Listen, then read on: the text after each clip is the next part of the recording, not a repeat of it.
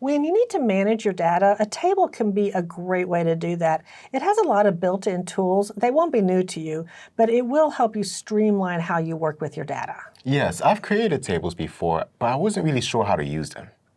Let's start by creating a table. So we have a data set, but it's not yet in a table format. So we're just going to insert a table. You can go to the Insert tab and select Table, or you'll see that the shortcut key is Control-T. Go ahead and do either one.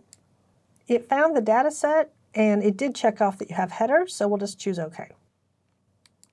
So it added the headers, it put filters at the top, and again, it's kind of a unique entity now that has some really special properties. On the ribbon, you'll notice that you have a Table Design tab, and you have several things that you can do. Let's start on the far left where our properties are. I see it's named Table 1. Can we change that? Sure, and that's really a good idea to do that. If you're going to reference this table anywhere else, it's a good idea to use a more meaningful name. So why don't you just click there where it says Table 1, and we'll just call it Market Segment. Remember that table names follow the same rules as range names, so no spaces, and it has to start with a letter or underscore. Just enter there, and now you've named your table. Another nice tool that you have here is Remove Duplicates.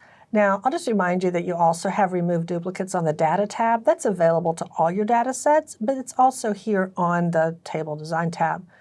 So we have a lot of data. We may have duplicates in here. We're not sure, so let's check.